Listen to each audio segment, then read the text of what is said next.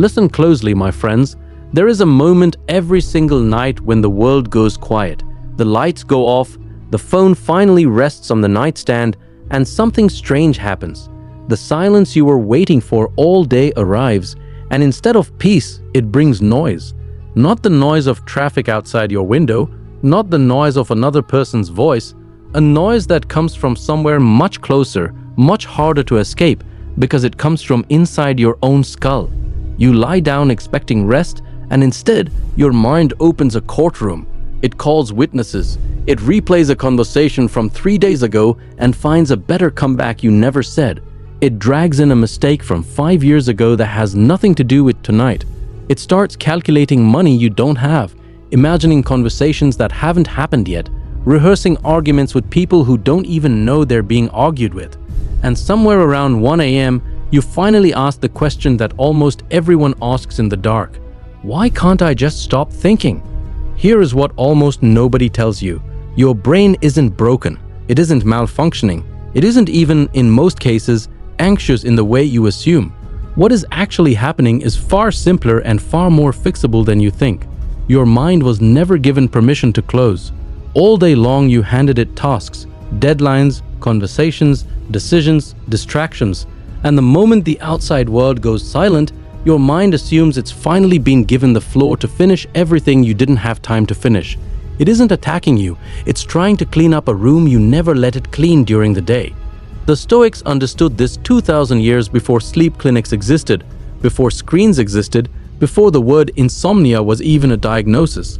They understood that an unquiet mind at night is not a mystery of biology. It is a failure of training, and training, unlike biology, can be changed. Tonight, we are going to walk through 10 Stoic lessons that will show you exactly why your brain refuses to shut up when the lights go off, and more importantly, how to finally teach it to stop. This isn't about forcing yourself to think positive. It isn't about counting sheep or drinking tea or downloading another app that promises calm and delivers another notification. This is about understanding the actual mechanism that keeps you awake and dismantling it piece by piece.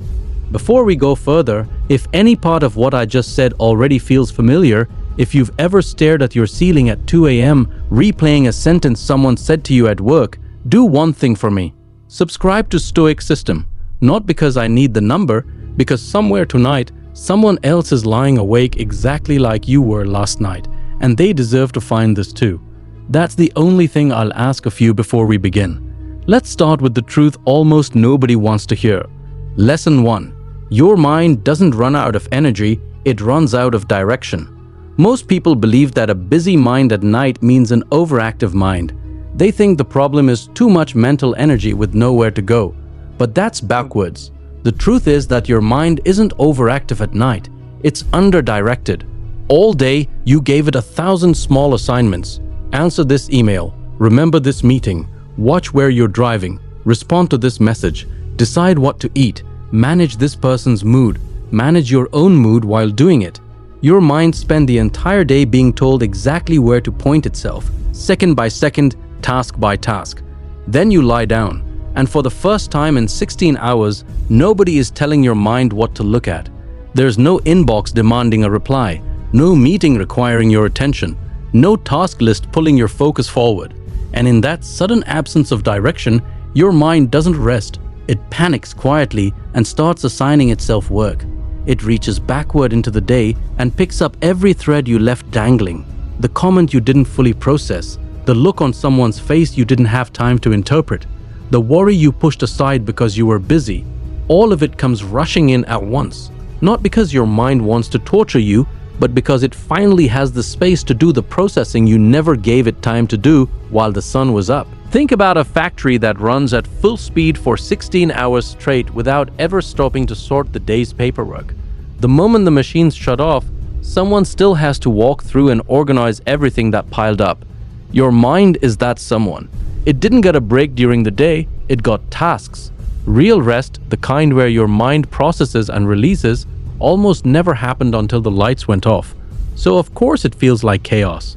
You're asking a system that has been sprinting all day to suddenly sit calmly and sort through everything at once, in the dark, with nothing else to distract it. The Stoics practiced something that modern psychology would later rediscover and rename. Seneca wrote about reviewing the day before sleep, not to relive every emotion, but to consciously close each unfinished thought on purpose, rather than letting the mind stumble onto them randomly in the dark. He treated the mind like a room that needed tidying before the door could be shut for the night. Not analyzed for hours, not obsessed over, simply acknowledged, briefly examined, and set down. This is the first shift you need to make. Stop believing that a racing mind at night means something is deeply wrong with you. It usually means something simple went unfinished during the day. Not a task on your calendar, but a thought that never got its moment of attention. And thoughts, unlike tasks, don't disappear when ignored. They wait, they collect, and they cache themselves in the moment the noise of the day finally stops. So, before you reach for anything else tonight, try this. In the hour before bed, take 5 quiet minutes and simply ask your mind what it's still carrying.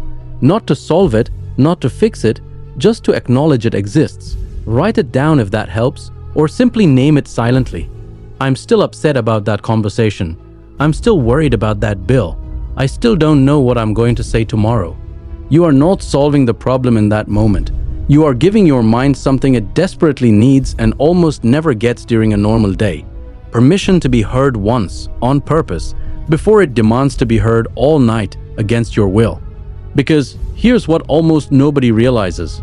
Your mind doesn't want to keep you awake. It wants to be finished, and it will keep interrupting your rest until you give it 5 honest minutes of your attention instead of 8 dishonest hours of your avoidance. Lesson 2. Not every thought deserves a seat at your table. Here is something that will change the way you experience every sleepless night from this point forward. A thought entering your mind is automatic. You cannot stop a thought from arriving any more than you can stop a stranger from walking past your house. But whether that thought sits down, unpacks its bags and stays for 3 hours is entirely a different matter. And that difference is the one thing almost nobody teaches you to control. Think about your mind at night as a small room with one chair. Thoughts arrive at the door constantly.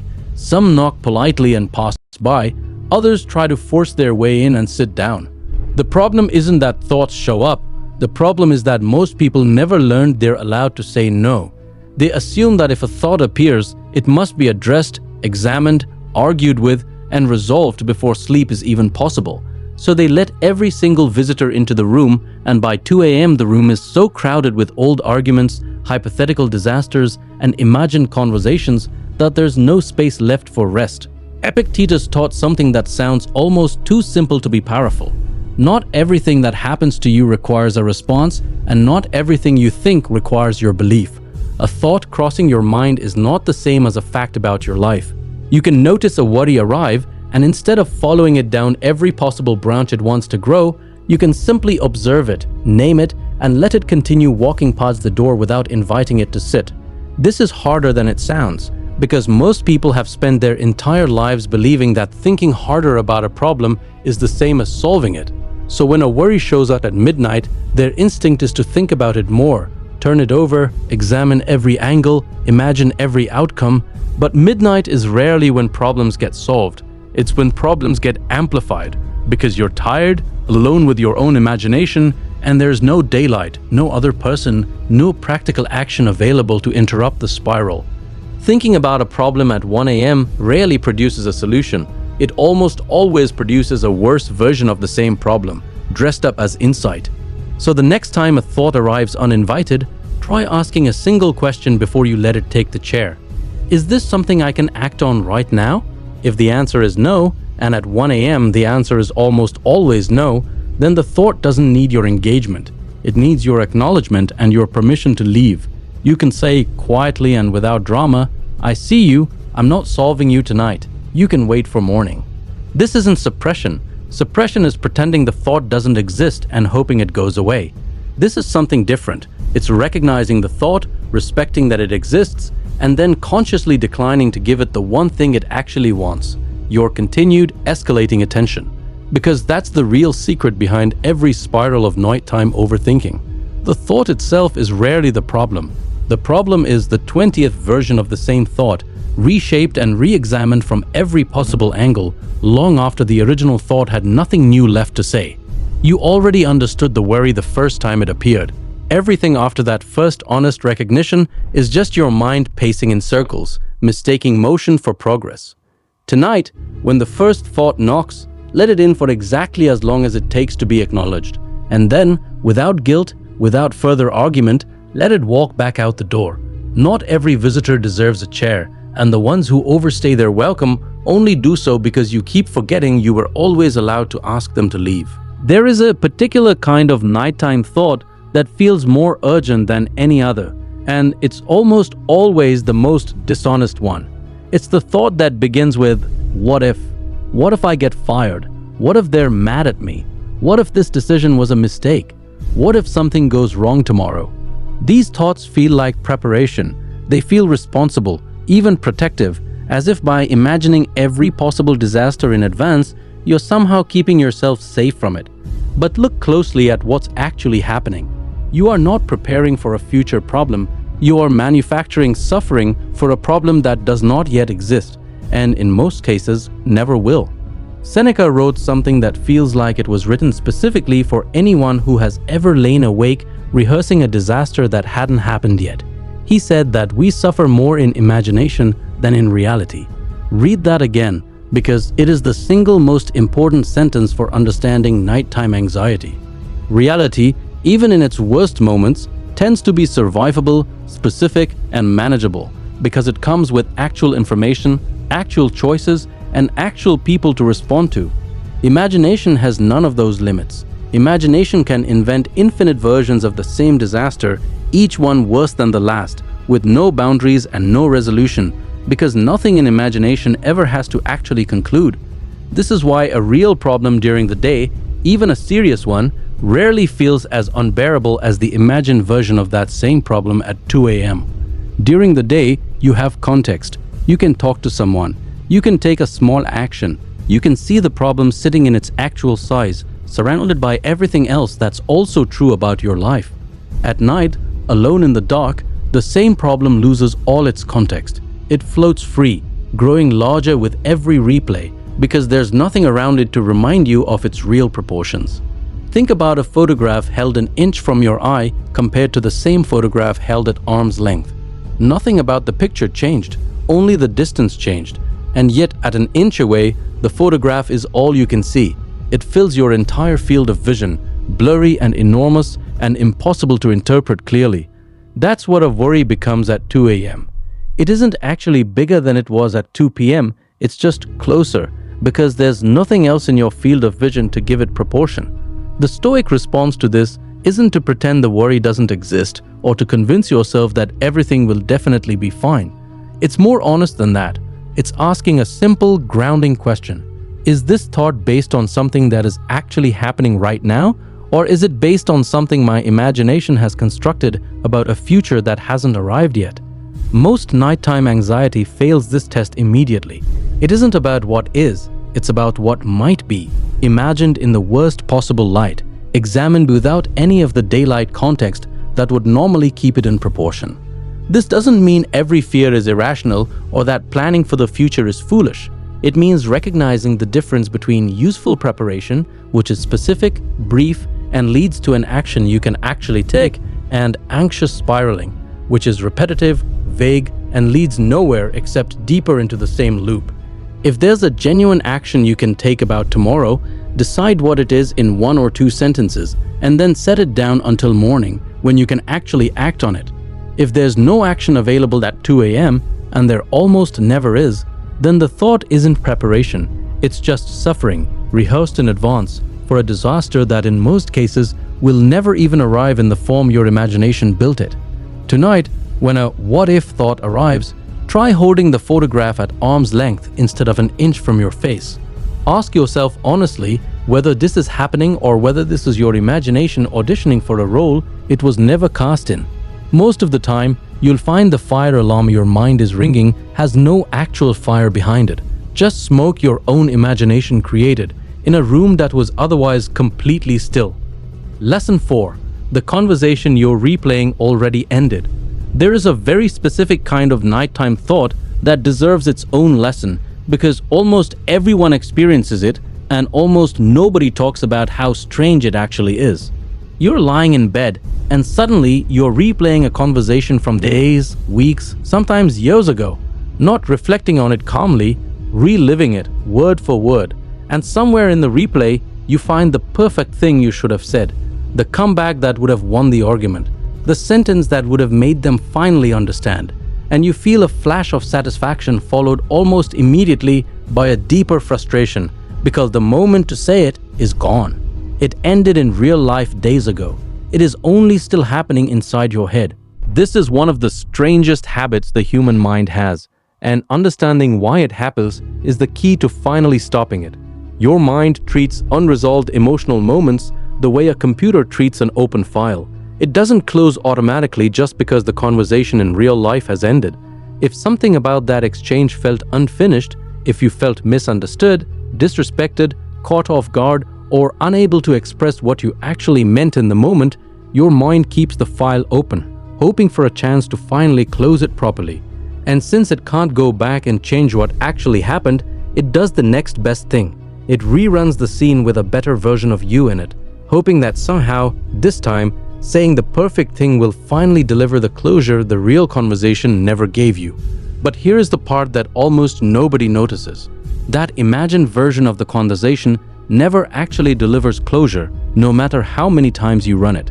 You can win the argument in your head 100 times, and you will still feel the same unfinished tension the 101st time, because the real conversation never actually happened that way. The other person never heard your perfect comeback. Nothing about the real situation changed. All that happened is that you spent another hour of your one life in a scene that exists nowhere except behind your own eyes. The Stoics had a clear position on this. Marcus Aurelius repeatedly reminded himself that other people's words and actions belong to them, and his responsibility was only for his own judgment and his own conduct. He couldn't control what someone else said to him in the past, and rehearsing better responses to something that already happened does nothing to change the past. It only steals from the present.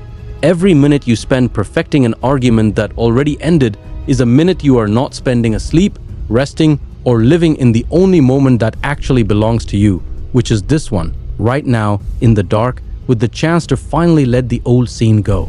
Here is a practical way to interrupt this pattern tonight. The next time you catch yourself replaying an old conversation, don't fight the memory or scold yourself for having it. Instead, consciously finish the scene yourself, on purpose, in one sentence, and then close the file.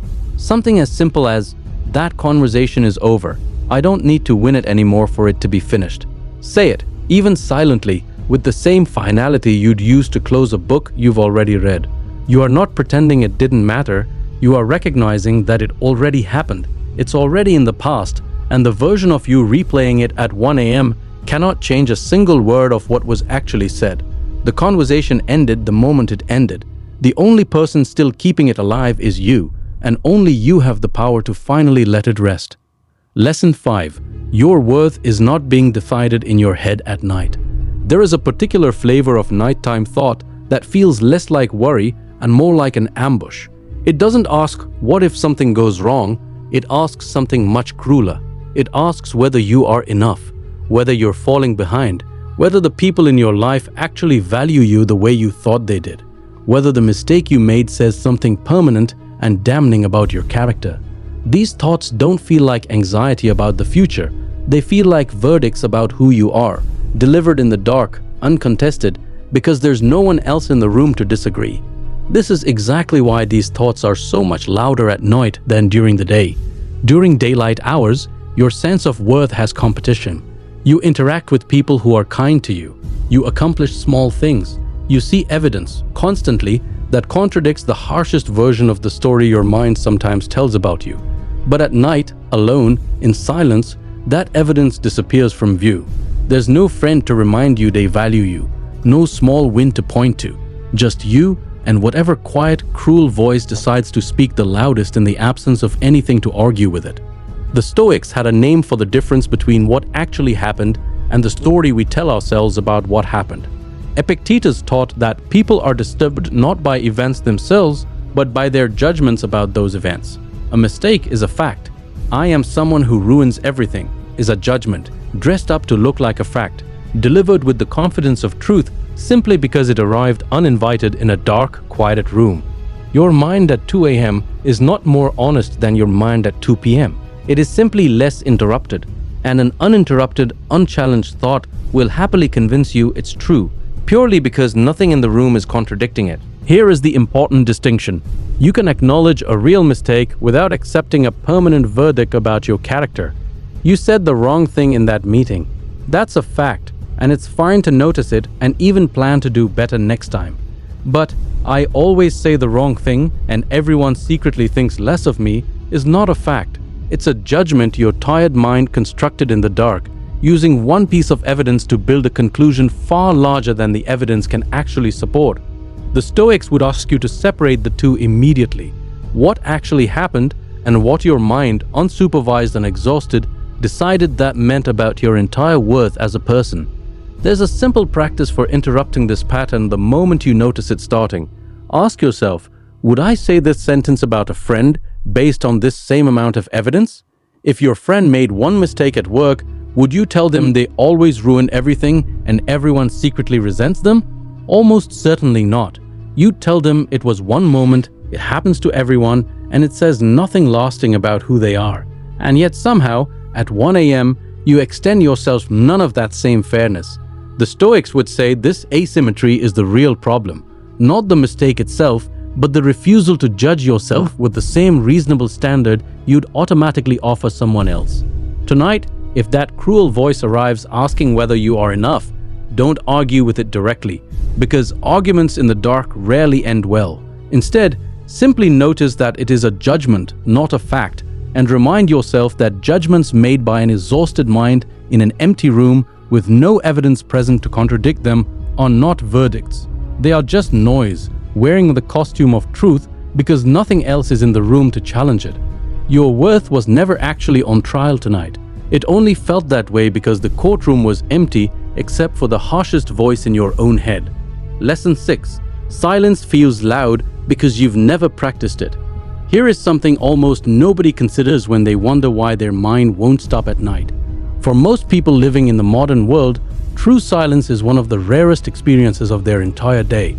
From the moment you wake up, there is noise, a notification, a podcast, a conversation, music in the background while you work, a show playing while you eat, even the in-between moments, waiting in line, walking somewhere, sitting in traffic, are usually filled with a phone screen or a pair of headphones.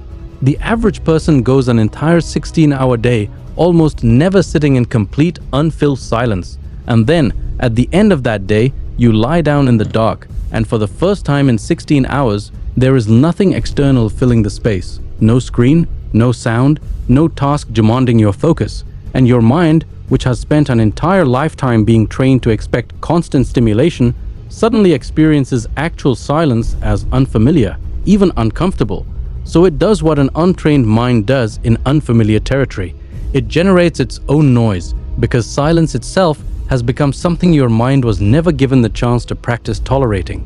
This is one of the most overlooked reasons that nighttime overthinking has gotten so much worse in recent years. It's not simply that people have more to worry about, it's that people have less practice sitting with their own unfilled mind at any point during the day. Every gap that might have once been a moment of natural quiet, a walk without headphones, a wait without a screen, a meal without a show, has been filled.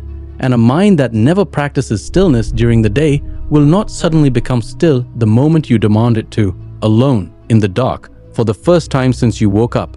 The Stoics practiced deliberate periods of quiet reflection specifically because they understood that an untrained mind left alone with nothing tends to spiral, while a mind that has practiced sitting with itself tends to settle. Marcus Aurelius would withdraw into himself throughout the day, not waiting for the one moment at night when silence was finally forced upon him.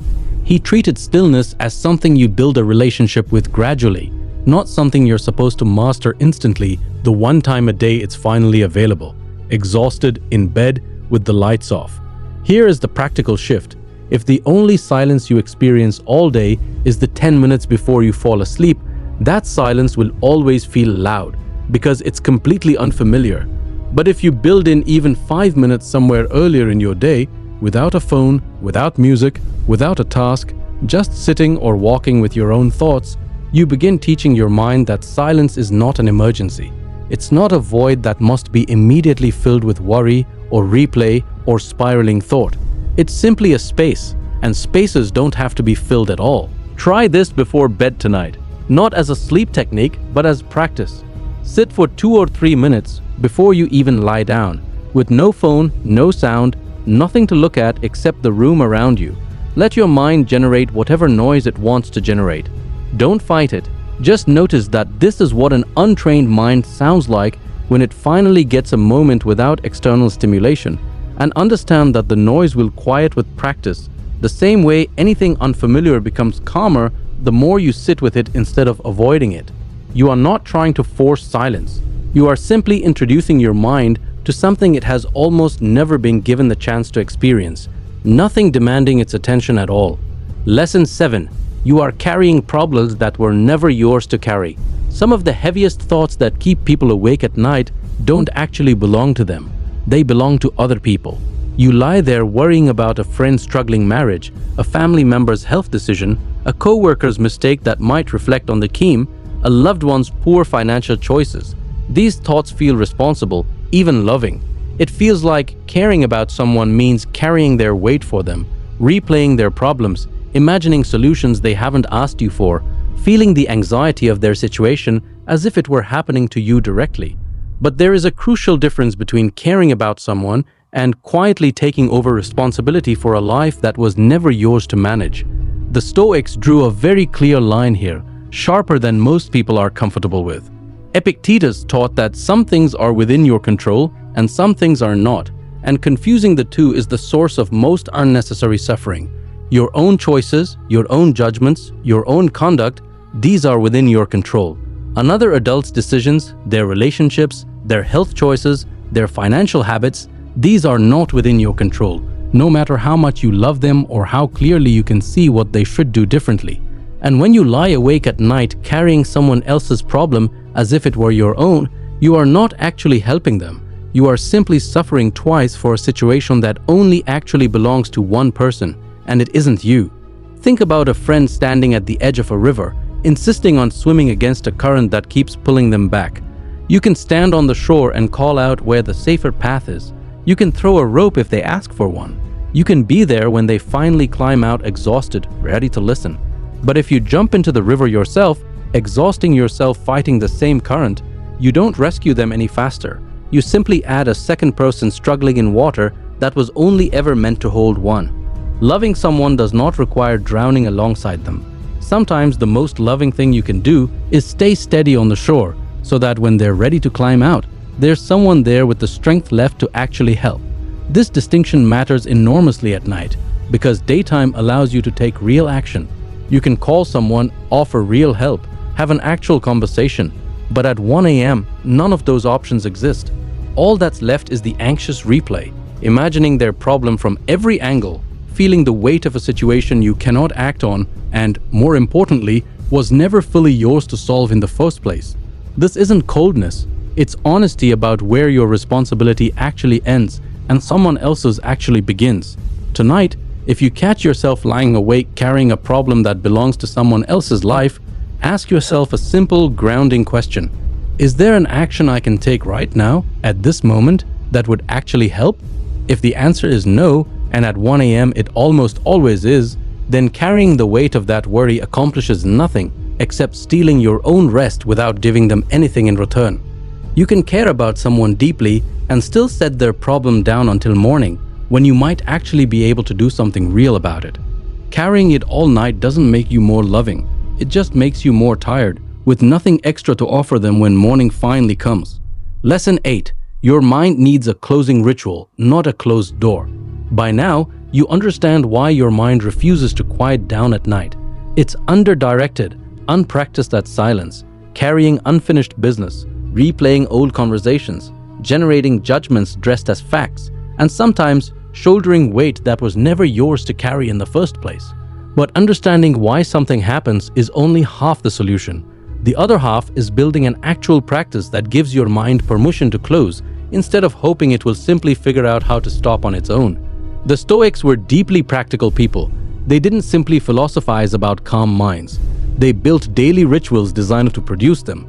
Seneca described reviewing the events of the day each evening, not to relive every emotion, but to consciously examine what happened, what he did well, what he'd do differently, and then, importantly, to set it down. This wasn't therapy in the modern sense. It was closure, practiced on purpose, every single night, so that the mind never had to do that sorting involuntarily in the dark, against your will, at 2 a.m. Here is why this matters so much. Your mind doesn't want to keep you awake indefinitely. It wants to finish its work. And if you never give it a designated time to do that work consciously, it will simply seize whatever time is available, which is usually the moment you finally lie down and stop giving it other tasks to focus on.